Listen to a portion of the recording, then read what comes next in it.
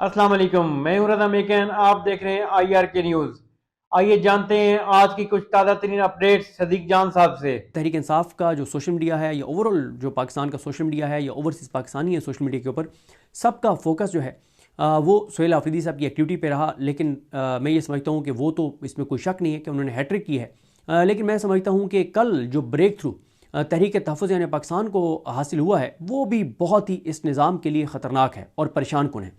तहरीक तहफ़्फ़ुज़ यानी पाकिस्तान की क़यादत जो कि कराची में मौजूद है, सिंध में मौजूद है, कल उन्होंने जिस तरह से कल सड़कें बंद थी, मोटरवे बंद थी और फिर उन्होंने कश्ती का सफ़र किया, वो जो मनाजिर सामने आए और उसके बाद जो कल तहरीक तहफ़्फ़ुज़ यानी पाकिस्तान में अहम जो लोग शामिल हुए हैं, वो मैं समझता हूँ कि इस हुकूमत के लिए बहुत परेशान कुन है, क्योंकि वो जमातें उन जमातों की सपोर्ट तहरीक तहफ़्फ़ुज़ यानी पाकिस्तान को हासिल हो गई है जिन जमातों ने नहरों के मामले पर हुकूमत को सरेंडर करने पर मजबूर किया। तहरीक तहफ़्फ़ुज़ यानी पाकिस्तान ने उन सियासी क़ुव्वतों को, उन अवामी हमायत याफ्ता क़ुव्वतों को अपने साथ मिला लिया है जो सिंध में चाहें तो पूरे 1 महीने के लिए भी सिंध की सड़कें जो है वो बंद रख सकते हैं। और ज़ाहिर है ये स्टेट मूवमेंट के लिए 8 फरवरी के कॉल के लिए एक बहुत बड़ा ब्रेक थ्रू है। लेकिन अब तक का मैं समझता हूँ कि तहरीक तहफ़्फ़ुज़ यानी पाकिस्तान का, जब से तहरीक तहफ़्फ़ुज़ यानी पाकिस्तान का क़याम हुआ है, उसके बाद से अब तक मैं समझता हूँ कि कल का जो दिन था वो बहुत ही उनका सक्सेसफुल था, इसलिए कि तहरीक तहफ़्फ़ुज़ यानी पाकिस्तान को सिंध की उन पॉलिटिकल पार्टीज़ या उन अवामी हमायत याफ्ता पार्टीज़ की हमायत हासिल हुई है, उनकी शमूलियत हुई है तहरीक तहफ़्फ़ुज़ यानी पाकिस्तान में, जो कि गेम चेंजर हो सकता है, जो कि हुकूमत के लिए बहुत परेशान कुन हो सकता है। और अब मैं समझता हूँ कि 8 फरवरी की गेम अच्छी खासी सिंध की हद तक बन गई है। और मैं एक चीज़ और देख रहा था, ज़ाहिर है मैंने जिस तरह आपको अर्ज़ किया ना कि कल का तहरीक इंसाफ का ओवरऑल सोशल मीडिया का सारा फोकस हरीपुर से मानसेरा तक जो रैली थी वो रहा, क्योंकि वो बहुत बड़ी एक पॉलिटिकल एक्टिविटी थी। लेकिन कल मैं देख रहा था कि जो कल बलूचिस्तान के अंदर जो दाऊद काकड़ हैं, उन्होंने जो कल एक्टिविटी की है डोर टू डोर मूवमेंट के हवाले से उनकी टीम ने, या जो यूथ है तहरीक इंसाफ की, उन्होंने बलूचिस्तान में कल जो एक्टिविटीज़ की हैं वो भी खासी हैरान कुन हैं। तो इस तरह से आप देखें कि इस निज़ाम के लिए बहुत ही परेशान कुन सूरत हाल बनती चली जा रही है कि कल का दिन ही देखें, परसों का दिन देखें, परसों भी सोहेल आफरीदी तीरा चले गए, वो एक बड़ा चैलेंज था इस सिस्टम के लिए। परसों ही तहरीक तहफ़्फ़ुज़ यानी पाकिस्तान की क़यादत जो है वो कराची पहुँच गई थी। फिर कल का दिन ना सिर्फ हरीपुर से मानसेरा तक एक्टिविटी थी, बलूचिस्तान में डोर टू डोर कंपेन थी। और इस वक्त मैं समझता हूँ कि सबसे effective door to door campaign तंजीमी सतह पर अगर किसी सूबे में चल रही है तो वो बलूचिस्तान है। बलूचिस्तान हालांकि हम कितना समझते हैं कि वो बहुत टफ है और है भी सही, लेकिन सबसे इफेक्टिव जो door to door Tehreek Insaf की इस वक्त स्ट्रीट मूवमेंट चल रही है वो बहरहाल अब तक सबसे सक्सेसफुल बलूचिस्तान में है।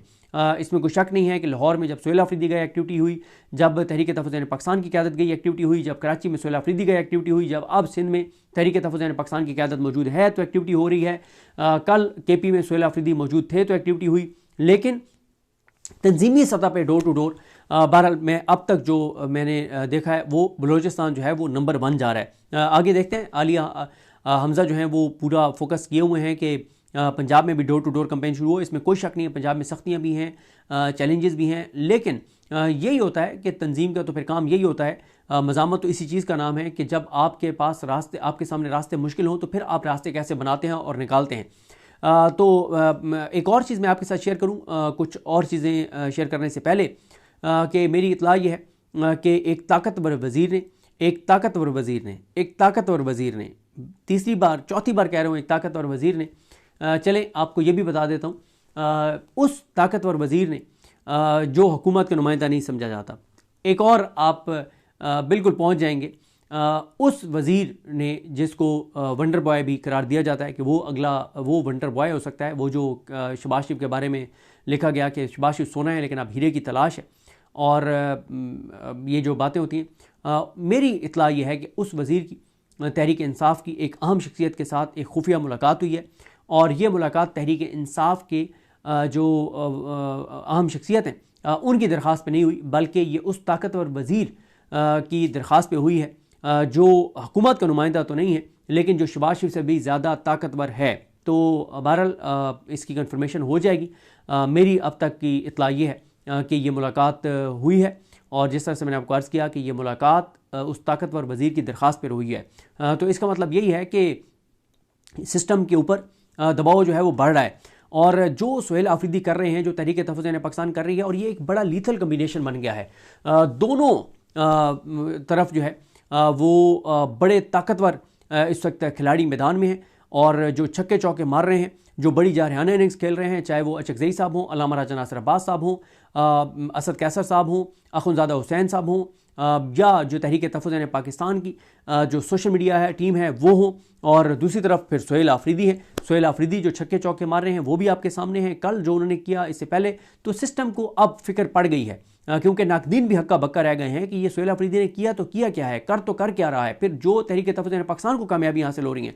मैं वैसे जो इस्लामाबाद में जो हमारे सीनियर्स हैं, एम पी सोमरो साहब और दीगर जिनका ताल्लुक सिंध से है, उनसे भी मैं ज़रा आज बात करूंगा और आपके साथ शेयर करूंगा कि उनकी सब पे क्या राय है।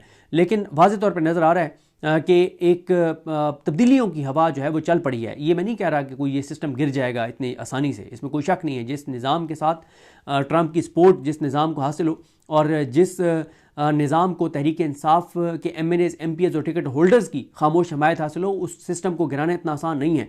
लेकिन साथ ये भी है कि जिस तरह से तहरीक तहफ़्फ़ुज़ पाकिस्तान और सोहेल आफरीदी ने इस निज़ाम के ऊपर और इस सियासी किले के ऊपर हमले शुरू कर दिए हैं, तो अब इस सियासी निज़ाम का ठहरना भी इतना आसान नहीं होगा, बशर्ते के तहरीक इंसाफ के MNAs, MPs और टिकट होल्डर्स जो हैं वो 33%, सिर्फ 33% जो है वो सिंसेरिटी अपनी दिखा दें इमरान खान के साथ, अवाम के साथ और पाकिस्तान के साथ। लेकिन जिस तरह से मैंने आपको अर्ज़ किया है कि आप देखें, मेरी बात हो रही थी, बल्कि बहुत दिनों बाद बैरिस्टर साद रसूल साहब से मुलाकात हुई, क्योंकि वो बिज़ी भी रहे। सोराब बरकत के केस में उन्होंने खासी कोशिश कर रहे हैं। सोराब बरकत का आपको पता ही है कि वो नाहक कैद हैं और उनकी ज़मानत नहीं हो रही। उनका केस पहले जजेस के सुनते हुए कांपें टांग रही थी, फिर लंबी लंबी तारीखें, और कभी रिकॉर्ड नहीं आया तो कभी कोई और मामला। तो बड़ी सिंसियर एफर्ट की है बैरिस्टर साद रसूल साहब ने। और कल एक तकलीफ दे वीडियो भी सामने आई कि siasat.pk का दफ्तर जो है वो मेलोडी के अंदर था। उनसे वो दफ्तर, जो उस इमारत के मालिक हैं, उन्होंने कहा जी दफ्तर खाली करें, और उनको वो दफ्तर बंद करना पड़ा है। अदील हबीब साहब पहले ही मुल्क से बाहर हैं, जो siasat.pk के ऑनर हैं। सोराब बरकत भी इस वक्त जेल में हैं, उनकी दीगर टीम के ऊपर भी दबाव है, और siasat.pk पाकिस्तान के डिजिटल मीडिया का सबसे मौसर प्लेटफॉर्म है। उनके बड़े अरसे से उनके पाकिस्तान में वेबसाइट बंद है। तो मतलब खासी मुश्किलात siasat.pk ने फ़ेस की हैं, फ़ेस कर रहे हैं, उनकी टीम ने फ़ेस की हैं, फ़ेस कर रहे हैं। और मुझे तो ज़ाती तौर पे भी बड़ा दुख है कि siasat.pk का जो दफ्तर था मेलोडी में, वो हमारा अपना दफ्तर था। हम जब चाहे वहाँ जाके बैठ जाते थे। आपने कोई काम करना है आप कर सकते थे, कोई रिकॉर्डिंग करनी है आप कर सकते थे।